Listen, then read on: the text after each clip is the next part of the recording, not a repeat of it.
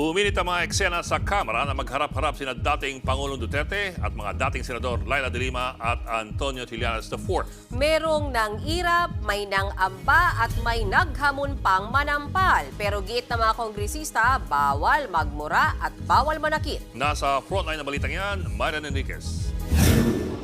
Seatmate sa pagdinig ng House Quad Committee ang kilalang magkaaway na sina dating Pangulong Rodrigo Duterte at dating Senador Laila de Lima. Sa isang punto ng pagdinig, kitang inambahan ni Digong si de Lima, habang si de Lima naman iniirapan ang dating Pangulo.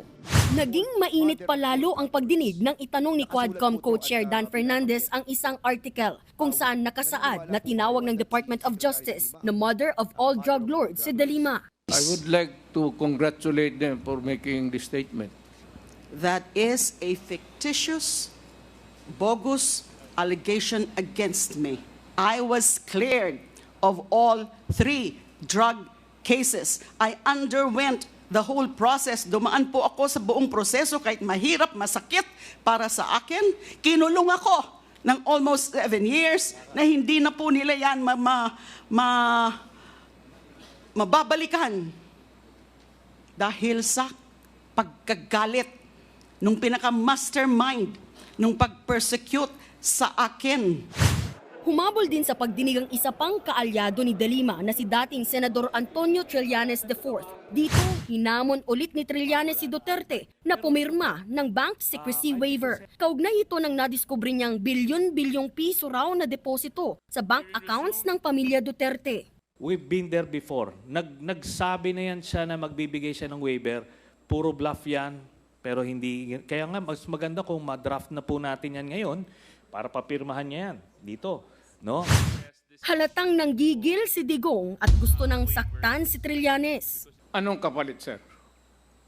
Hindi. Sampalin ko siya sa publiko. Inambahan pa ng dating Pangulo na babatuhin ng mikropono ang dating senador.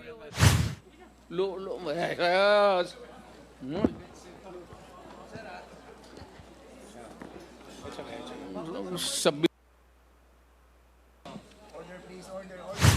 Nakatingin lang si de Lima na napagigitnaan ni Duterte at Trillanes. Pinakalma naman ng kanyang mga abogado si Digong habang tinatawanan lang siya ni Trillanes. Agad sinuspindi ang sesyon kasunod ng inasal ng dating Pangulo. Bago ang pagdinig, inabisuhan na siyang huwag magmura pero syempre, hindi niya yan nasunod.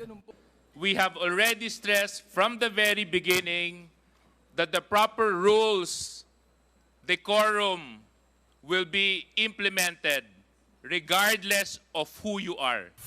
Kung magkasama sina de Lima at Trillanes, suportado naman ni VP Sara Duterte ang kanyang ama. Bigla siyang umappear sa pagdinig at nagmano sa dating Pangulo. Umupo siya malapit sa ama pero hindi na nagpa-interview.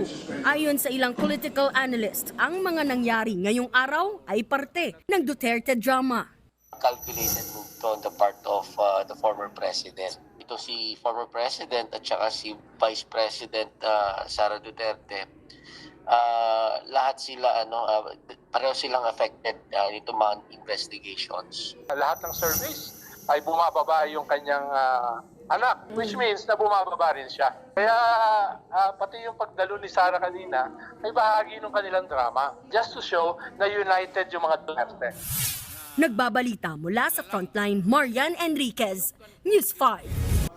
Mga kapatid, Ed Lingaw po, maging maalam at may pakialam sa mga napapanahong balita sa ating bansa.